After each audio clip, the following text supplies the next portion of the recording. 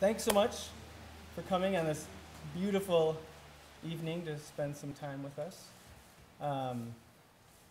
Really appreciate it. Joel and I were supposed to teach a class this week, and some things had to get changed around, and so we decided to take the 5-day course, shove it into an hour, and present it to you today. Not exactly, but it should be a fun hour or so. We all know kind of the place that we live in, the experience we've had in the last 12 to 24 months, some fairly catastrophic events. And we'll be coming back to touching on our watershed on and off throughout the next hour and engaging in a little bit of dialogue. I'm an engineer. My staff is primarily engineers and scientists dealing with water related issues. And so when we look at water infrastructure in the US, the American Society of Civil Engineers, a fairly conservative group, has rated their work over the last 150, 200 years pretty harshly, right? Wastewater, drinking water, our levee system, dams, inland waterways, bridges and roads, pretty harshly. They said that this was in 2009, they said in 2009 we need a $2.2 trillion worth of investment in a 5-year period just to get to a good status. $2.2 trillion just to get to a good status. So that would be a B instead of a D, D minus? Probably a C plus. But we know that that money is not in anyone's stimulus package, it's in no one's municipal budget. And so we have this huge need, but we're in a little bit of a conundrum. To expand upon this a little further, damage from some recent storms, Katrina, some of the storms in the Midwest, obviously Irene,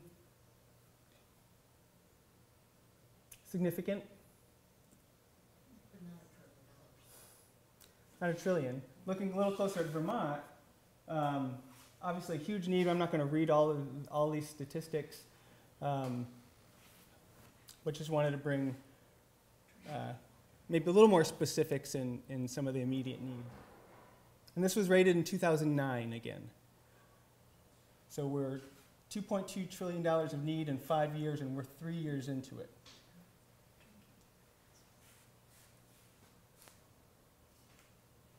40% of Vermont's major roads are in poor or mediocre condition.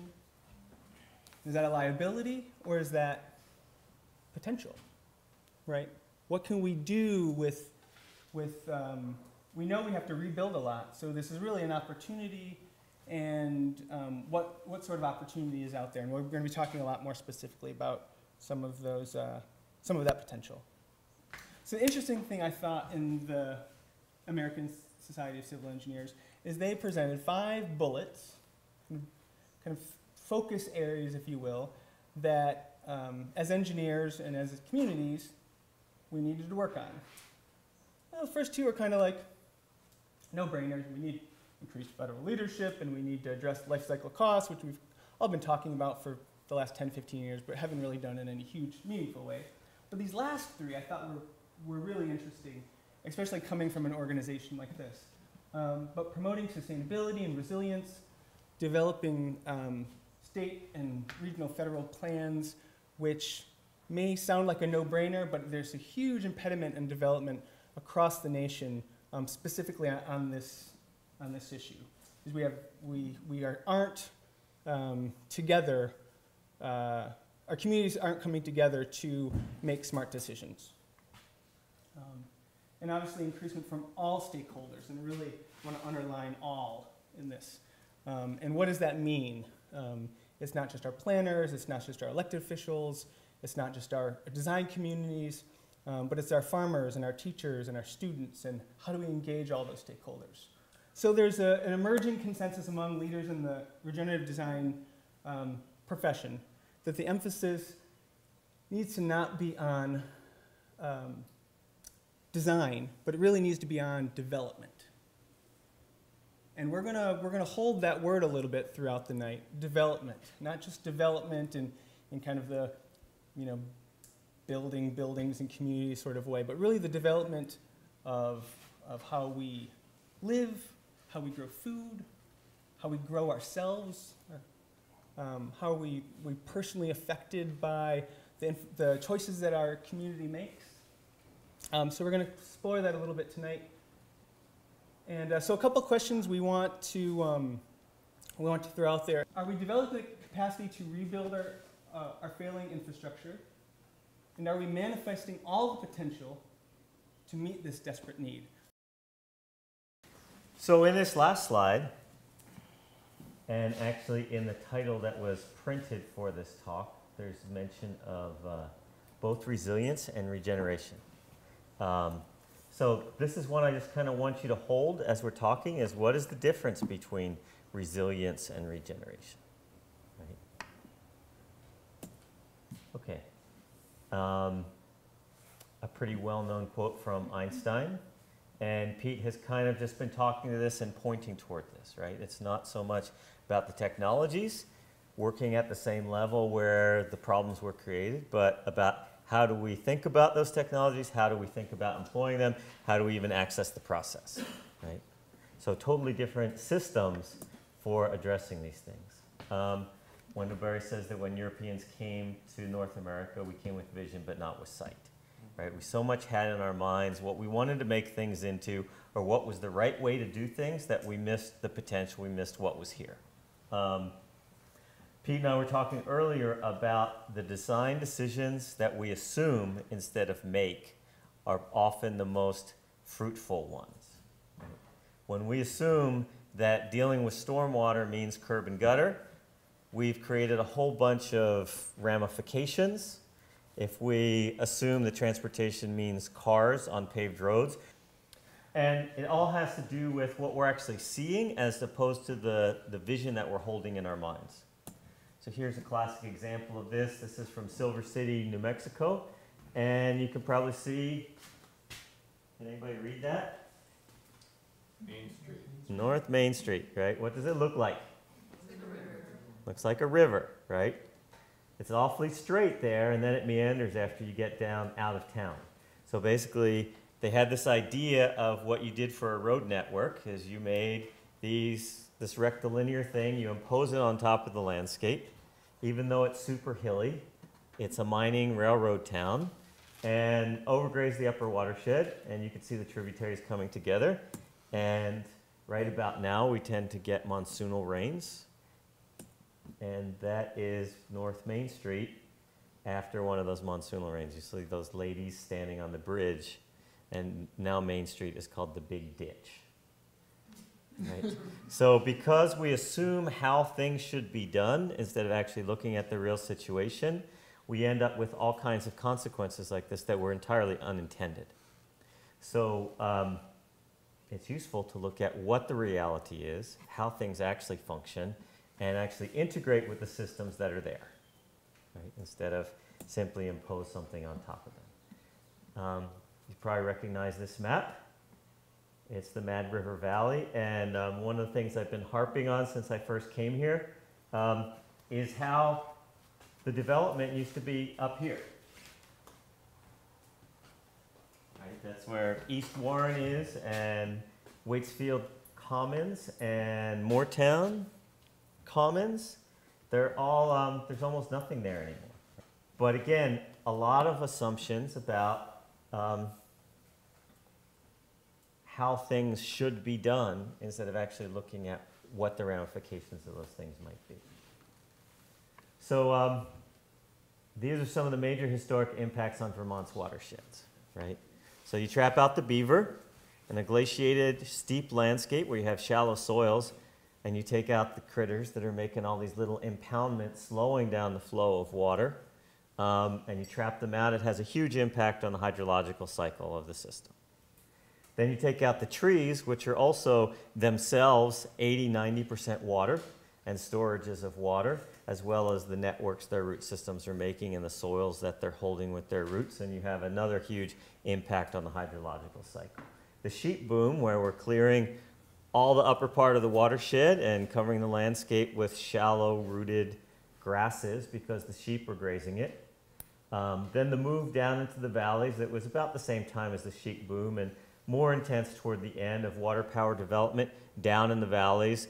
A lot of those village centers moving down into the valleys instead of being up higher where the concentrations were, right? You wanted the village centers close to where people lived because what's in the village center is the church, right? So you want everyone to easily get to the church.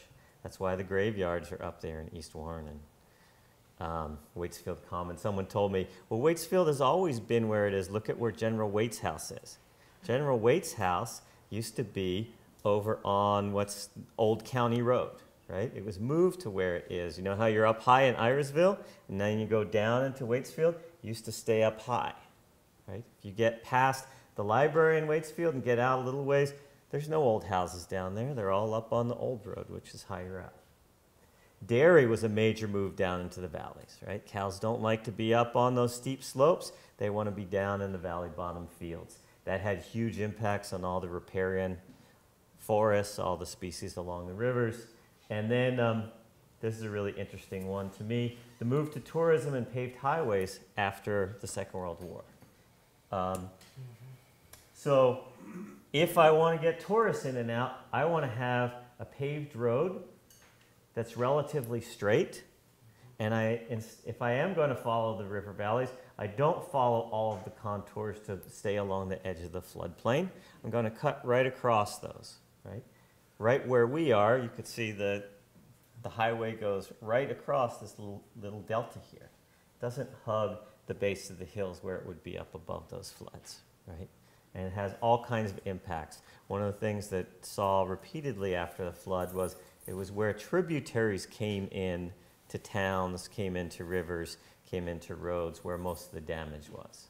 Right? And a lot of that was because of concentration through culverts or bridges or other impacts that the roadways had on the hydrological cycle.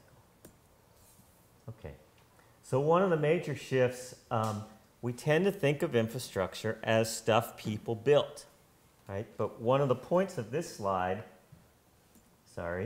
is that the entire landscape is part of the water infrastructure, right? Every plant, every animal, everything we build has impacts on that water infrastructure because it's in that water infrastructure. So if we start to think of every living thing as temporary storages and transformers of water and nutrients that all work to buffer extremes, how does that change how we think about infrastructure and what's potential? If we didn't have the forest, it would get way hotter during the day and way colder at night. If we didn't have all those plants and all those soils, it would get super wet and get super dry, right? It's because we have all these storages to level out the extremes of those curves. Okay, so here's a couple other principles about how life works. So all life is exchange, right? Breathing, eating, procreating. All exchange occurs across boundaries or surfaces, what Gregory Basin called difference. If things are the same, there's no exchange that's possible, right? So the more surface area there is, the more exchange is possible. Right? So just some quick examples. It's why leaves, veins branch, rivers, tributaries branch, trees branch at both ends. Rivers actually branch at both ends, just like we don't usually think about or see the roots of trees. We don't see or think about the delta or even where the river goes out into the ocean, right? Which is part of the same system. I couldn't even find a picture on the internet that had the whole of the system. A baby and the placenta. Right? Even the migratory path of birds and animals. The nervous system, the brain and the rest of the body, even magnetic field of the planet or of a bar magnet or anything else. It's all this two-sided branching pattern. But that's how exchange happens across boundaries. Okay? So why is water important? Life is exchange, right? And almost all the exchanges on the planet occur through water, whether it's digestion in our bodies, exchange of gases in our bodies, nutrification of plants, photosynthesis. Every exchange, we even know temperature exchanges on the planet and in the atmosphere are greatly ameliorated by the presence of water. Right? If there's water in the atmosphere, it's going to hold that heat. How many of you were taught that this was the water cycle in school? Water evaporates off the ocean, it condenses, it precipitates, it runs off, it goes back up. Simple. Simple, right? As Pete and I were talking, if this is the water cycle, we're out of luck, right? That this is how we tend to think about cycles and how infrastructures function. It's a very simple cycle, but actually, because it's much more complex than that, transpiration, recharging, rain clouds so we get more rain out of them, transpiration condensing on the leaf surface of trees over other plants and falling out as dew, storages in the roots of plants, storages in the soils, in fungal mycelia, and all these very complex little cycles within that much larger cycle. So there's a way in which this cycle is true. It's just an oversimplified version of it, so it skews how we tend to think about things. Right? There's nothing in this about all those living beings actually being storages and transformers of water. So this is what Pete was talking about earlier. It's not the amount of a resource that matters, but the speed at which it moves through the system. Right? So it's not how much rain falls on this watershed, it's how long it takes to move through it that determines whether or not the plants and trees are going to be able to use it, the springs get recharged, the fields are going to be able to use it, or if it's destructive, right? Same is true for money, right? It's not how much money you can get into your bank account or into your community, it's how many times it recycles, because it's actually the cycling of resources that matters, right? The way that life works is that we're passing all the resources back and forth, and that's how we all have enough oxygen or water or nitrogen or phosphorus or whatever. It's this complex web of exchange. It's not one directional circle. So this has huge impacts in water, and we're going to talk a lot about water because, again, it's the central thing for exchange on the planet. So if it's a parking lot, the water's going to go through very quickly, and you're not going to get much out of it. Same thing is true for money once again. If people are driving by on the highway, you're not going to get much of their money.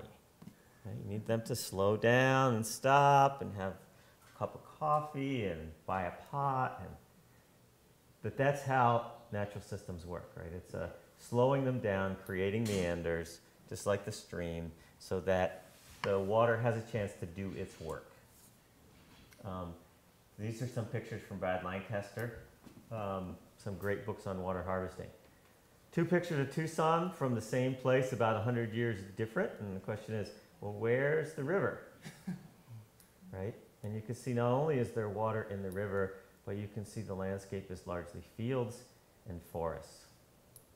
And what changed is not how much precipitation there is, but how quickly the water that falls runs off, because so much of the landscape is impermeable through pavement or compaction or whatever else. Denuded, right? So there's still dirt there, but nothing is going into that dirt because there's no plants to open up the soil and allow that moisture to soak in. So a classic example, that's in the delta of the Mississippi. Meandering as much as possible, right? That's the delta of the Rio Grande. And you can see these little oxbows that have been cut off. That one's soon to be cut off, right? And so when there's a flood, the flood water flows across that whole floodplain and fills all those irregularities, as well as behind each tree gets slowed down and the silt drops out. And so you have long-term storages to get through the drought periods. Right? So it's based on the same principle as our intestines, right? All those meanders so that food and water takes plenty of time to get through so we can absorb the nutrients in water and get rid of the waste. This is Tucson, and that's what ends up happening. Right? So instead of thinking, these principles are super basic, but we don't even think about them. So in a place where we really need water, we're designing a landscape to get rid of it instead of designing a landscape to absorb it. And although these things can be seen very clearly in an arid landscape, the same exact things are here as well. So, any shortage of water? Right? Just going through too fast. These are some pictures of some grid gardens or waffle gardens from the uplands in New Mexico. There are throughout the Four Corners regions. And instead of farming down in the river valleys where there's a lot of water, a lot of clay soils, they didn't have steel, so they're not going to cut down those huge cottonwood trees. They didn't have oxen, so they're not going to plow up those heavy clay soils. So what they did was go up high in the watershed, created garden structures that would harvest that rainwater and actually create more of a sponge structure high up in the landscape so there'd be a steady feeding of those streams down in the river corridors. And this is a petroglyph on the edge of one of the fields. It looks an awful lot like the same pattern, or it might be that. Right? And as Pete said, right, it's a safety net. Right? That it's catching the water, holding it. And these are the guys that were doing that here. Right? They didn't take any vacation days. They didn't need health care. They never went on strike. And they actually loved doing what they were doing. Right? And again, super important in a glaciated steep landscape where you have not much soil to hold the water. And this is their buddies they were working with. Right? They're on the same team. Oh, one quick example. So Prairie Crossing is a housing development up by Chicago. And there's a guy from the University of Rhode Island, whose name escapes me, who did a paper on what prevents people from behaving ecologically even when they have ecological knowledge. And he and his students went and interviewed people at prairie restoration sites in the northern Great Plains and asked them, why were prairie plants important? Why was fire important? Bison, all of those things. And they all talked about our heritage, what had been, all the rest. They randomly called people at Prairie Crossing, middle-class homeowners, without fail.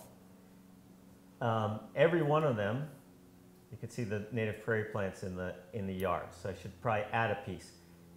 Part of the requirements of Prairie Crossing was land went to farmland. There's farmland that was preserved and it's rented out to farmers, and they have a ready market for their vegetables and CSAs and all the rest, right? There were areas that were, so you can see it says farmland, farmland. There are areas that were restored to native prairie, and they required all homeowners to put at least 20% of their landscape into native prairie plants. Many homeowners did their entire landscape in native prairie plants. Right? So it changed what was acceptable in the neighborhood. It gave everybody an experience of it.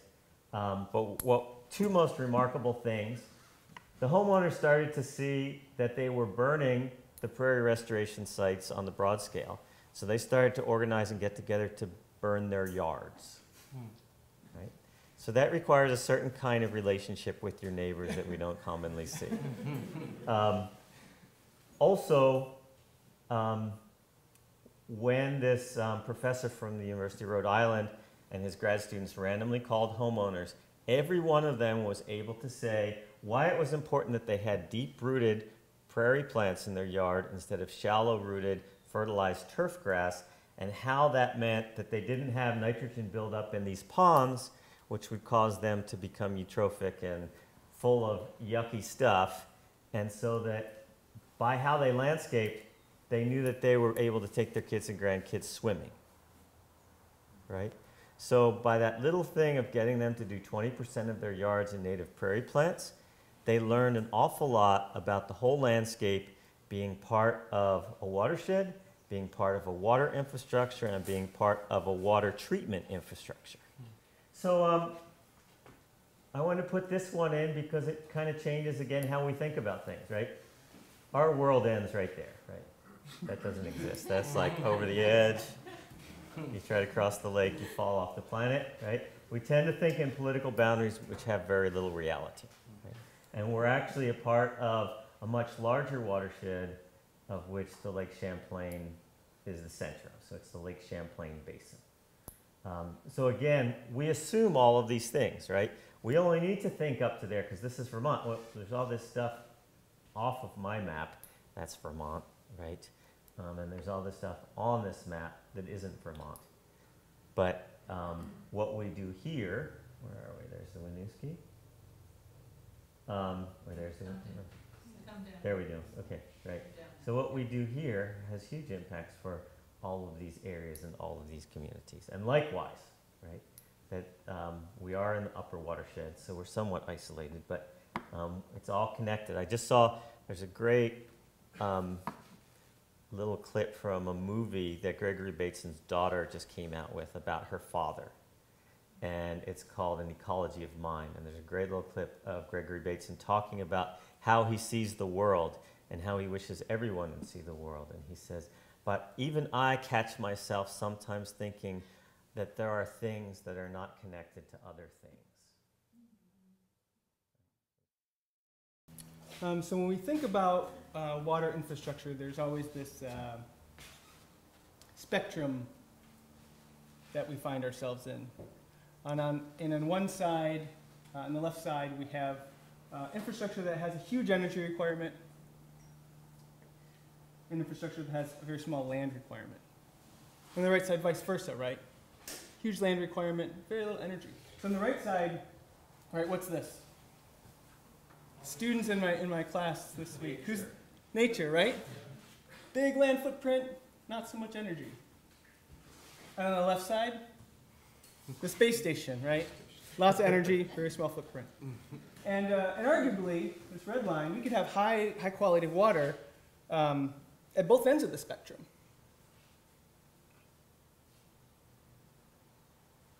And as engineers, we try to find this happy middle, right? Try to find the the sweet spot in the middle to build our systems. A lot of what we're talking about today is clearly biased on this side. But there's some inherent value in having infrastructure that has a larger footprint and a smaller energy footprint.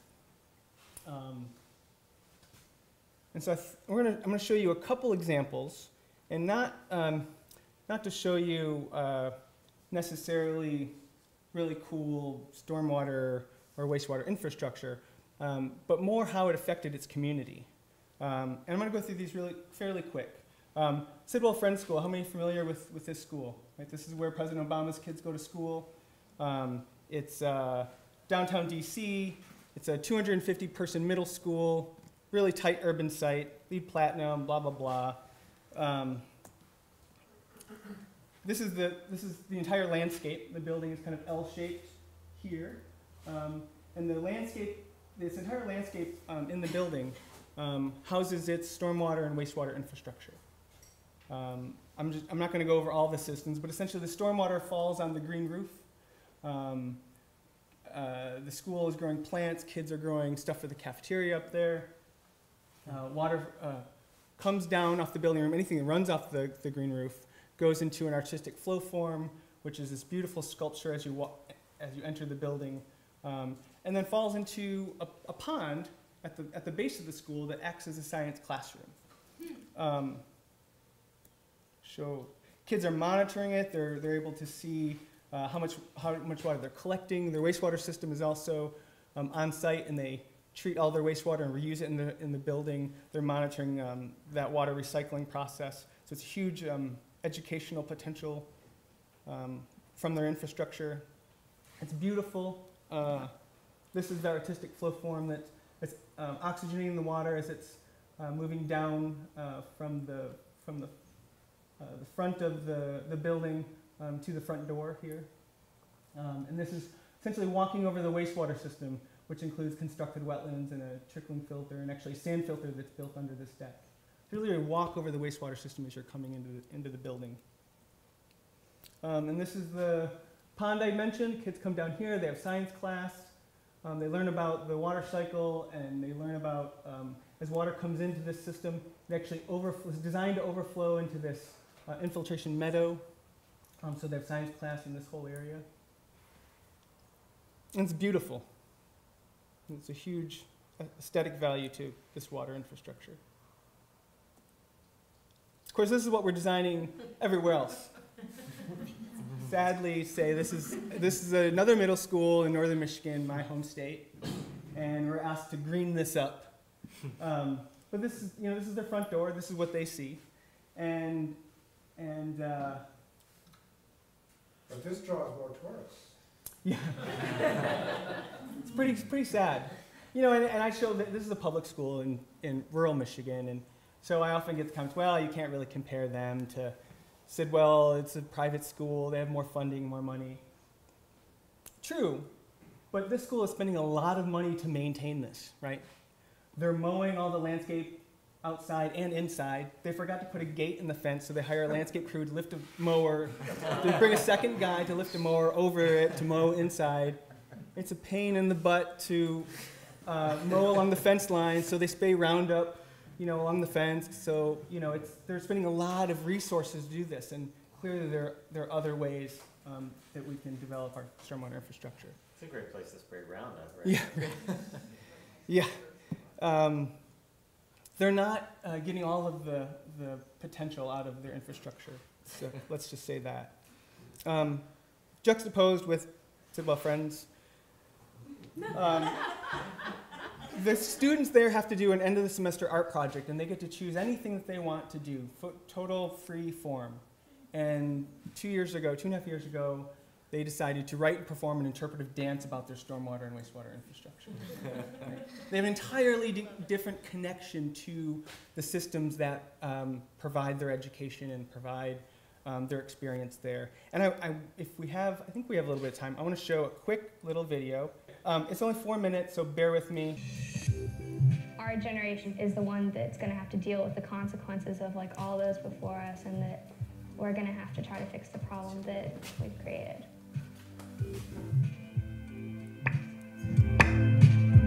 I love nature, but I wasn't really aware that it was disappearing, and now we're learning how we can stop that. One of the most important things that you can do is to teach other people, and that's kind of what this school is about. You learn values that will help you in the future about protecting Mother Earth. Live simply so that others may simply live. Global warming is mainly caused by lifestyle choices. Do you drive the car to the corner store a block or two away? Or do you walk there? Do you bike there? Science has shown that it's really important, and it's really happening very quickly. There's going to be a certain turning point where it's too late, you can't go back and solve it. It's really about thinking. Common sense, logic, and consideration.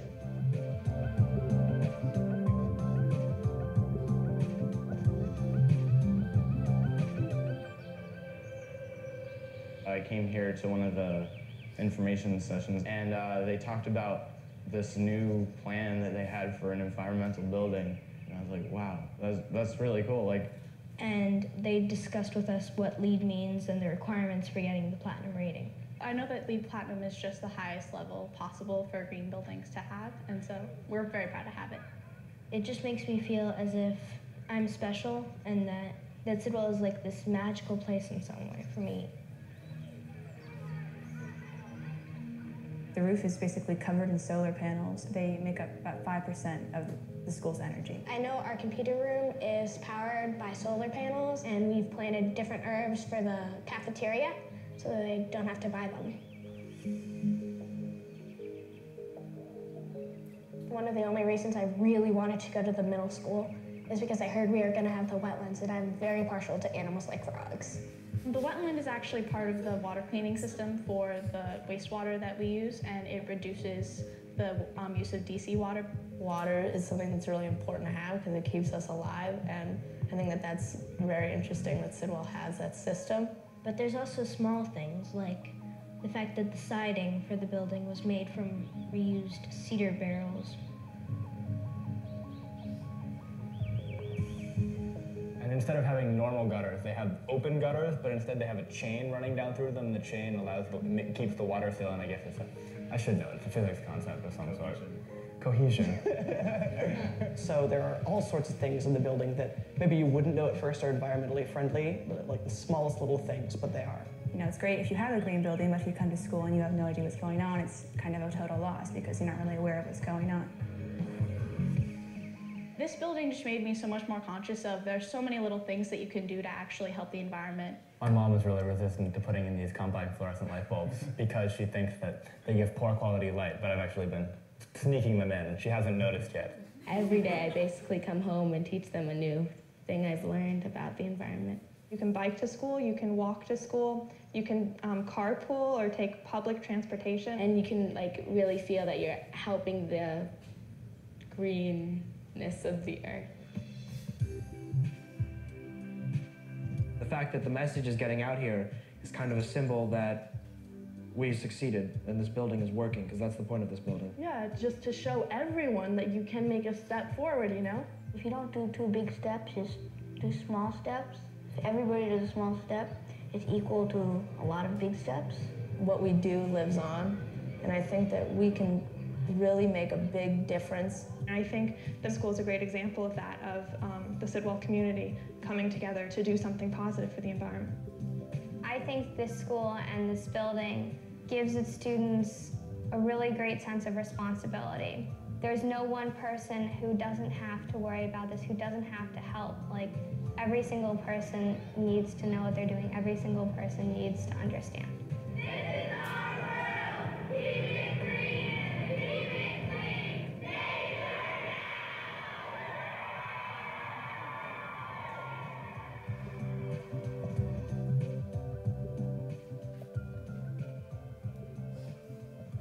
So I showed that not to show Sidwell being a cool building, but to emphasize the impact that these students have in their experience, in their education experience, right? And green buildings, we can quantify how much energy we're saving, and you know, money spent by not having, or money saved by not having to clean our rivers and streams. You can even quantify some of those externality expenses, but how do you quantify the education experience of these kids, right?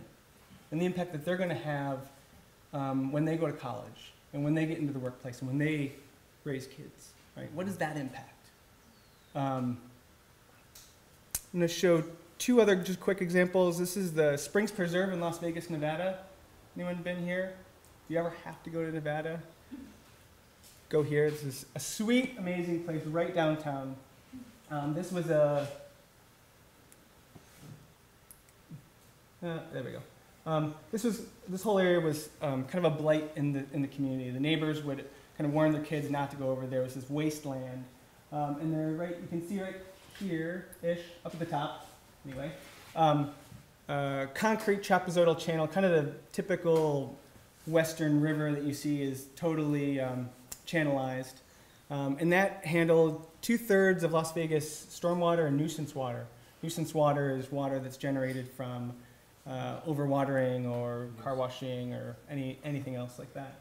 So 2/3 of that Las Vegas watershed, it's a pretty sizable watershed, came through this area, and it was just channeled through. So we took out the concrete channel and started to carve out some pools and ponds and meander a stream through this. A bunch of, lots of great designers helped out with this project. And what was created was this oasis. There's the neighborhood, there's a lot of birders in that neighborhood, and one particular guy had lived there for several years, and he had only seen 2 bird species before the project. And 2 years after the project put in, he counted 160. Whoa. Right?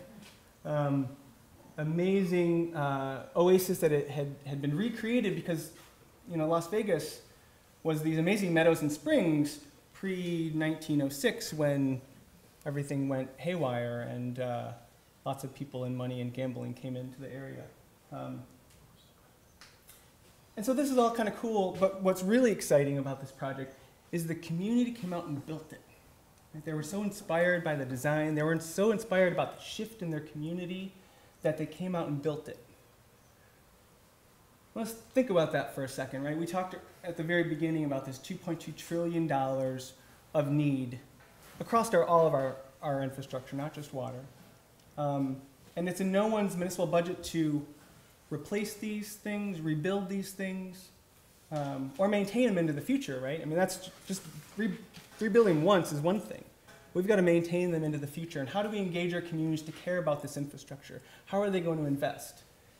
Be certain that this community is going to make sure that this stays around. You know, this is a huge part of their water infrastructure and a huge part of their community. Not just infrastructure, but you know, now people are getting married out here. They're having picnics. It's now part of their culture, right? It's an entirely different concept than what we've been doing for the last 60 or 70 years with our water infrastructure. One more quick example, and I'm going to fly through a bunch of slides. This is the Baltimore Waterfront Healthy Harbor Initiative. Anyone familiar with this? Fairly new initiative. One in the back. Fairly new initiative. The initiative is that they're going to make Baltimore Harbor swimmable and fishable by 2020. If you've ever been to Baltimore Harbor, you know that is a huge task. So they knew they were kind of taking a leap forward and making kind of an audacious statement with that. But they felt the need to do that, and while there's no one solution to making that happen, they knew the first thing they needed to do is engage the community, because the community has turned its back on the rivers, on their water system, and that's the one thing that they needed to focus on. So this is what it looks like. Very hard landscape. There were some early concepts on how to soften those landscapes and creating some natural systems to help clean the waterway, existing conditions, some other concepts. This is the reality right now. So their river system basically is a trash conveyor, and it brings hundreds of tons of trash each week into their water system. And they have these buoys set up to collect everything, and they have a special boat that goes out there and pulls it out. Kind of a nightmare. So again, swimmable and fishable by 2020. So we started talking to them about different concepts of what natural systems do, and they said, oh, well, that's great to have all those kind of pretty pictures I showed at the beginning, but we don't have any money to do that. And that's really not our biggest problem. Our biggest problem is really engaging the community. So how can we engage the community? So we said, well, what do you have? And they said, well, we have all this trash, right?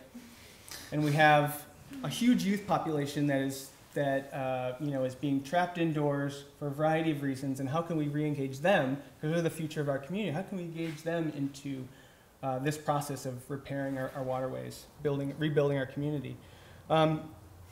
So we developed a system to basically build floating constructed wetlands that would be launched into the harbor to help start to clean the waterway, but really to engage people in their water system. So they took the trash that came down the river, and they cleaned off the plastic bottles, because most of it was, by volume, was plastic bottles. They cleaned it off, make sure they were airtight. They stuffed them into these socks. They sewed the socks together, and we started to build floating wetlands that the kids launched out into the waterway. And we did a pilot study about 18 months ago. It survived the storms that came up the East Coast, miraculously. And so this Earth Day, we launched 64 of these.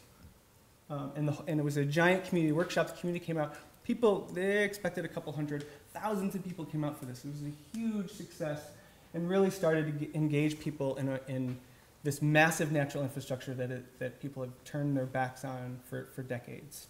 And so that's the power of some of this kind of green infrastructure that we're talking about. And I think this is us launching them. You know, we get to play in kayaks, which is fun. So the question was asked early on, okay, well, people don't even know where to start to get engaged, right? So a piece of this obviously has to do with how do you get people engaged, right? And at the beginning, Pete was showing these slides of how much money has been spent reacting to catastrophes, right? And most of that money has been spent, if not all of it, in patching back together the existing infrastructure. Somebody told me a story who was a computer expert about the space shuttle. And one of the reasons for retiring it is because there's like 1970s, 1980s grade computers in it, right? Because they designed the whole thing, including weight and all the rest, around the computer systems they had at the time, or at the time of the beginning of design, right? So then by the time they were launched, that was already 5 years outdated, right? Which you know in computer world is a century. So the technology is basically medieval, right? And that's basically what we're dealing with in so much of our infrastructure, right? And so we're patching back together an outdated infrastructure instead of having in our minds what we'd like to build toward, right? So it's not just a matter of how do we get the infrastructure to be resilient to survive the storm, but how do we actually respond to these events that are going to happen, to use them as opportunities to build what we want to build, right?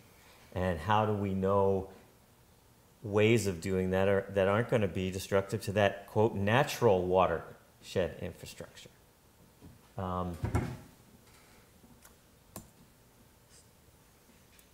Okay. So how would it change our thinking and behavior if we thought of our role in everything we do as gardening the Lake Champlain watershed? I'm actually going to get you guys to turn to one another in a moment and talk to one another about these questions. So everything we're doing in this watershed is impacting water infrastructure, whether it's mowing our lawns, whether it's cutting wood, whether it's putting a road in a particular place. Remember I said early on that it's the unexamined design decisions that have the biggest impact. Okay, what would it mean to garden the Lake Champlain watershed, and how would it change what we did and how we thought about it? So I had two closing thoughts, and they're really about this thing of engagement of the community or people being empowered. And if we start to think about water infrastructure or flood control or all of those various things as being in the entire watershed, then I'm empowered to immediately start to work on all those things by how I do everything I do within that watershed, right? It's not up to just the powers that be. They decide big things, but it really is an additive of all the little things that we do that cause the big events, right? That's one thought. And the other is just to underline this thing that Pete kept pointing at, is how do we design projects in a way that are as engaging as possible to people? Because people, I keep hearing in people's comments that it's people actually not understanding how natural systems function that end up with parking lot designs or infrastructure designs or garden designs or landscape designs that have negative impacts. So how do we design projects not just so they're good arrays of stuff, but that the process engages people and starts people educating people? Another Aldo Leopold quote is, he said, one of the downfalls of having an ecological education is that everywhere you see a wasting patient that no one else sees as sick. Right? So we mostly are not educated enough to even see, oh, that's a wrong parking lot design, or they're applying too much nitrogen, or where's their riparian buffer, or, right? And that's what I love about that prairie crossing example, right? Is that they, through a very little thing in the design, they got people to learn a whole bunch because they wanted to, because they were interested, and it's Sidwell Friends, all these other ones as well. So that's as much an important, that's again a piece of the design process that we assume, instead of realizing that's maybe the most critical and effective, impactful piece of any design process, is how do we include people so that they learn. And we learn from one another. Thank you guys. Thank you.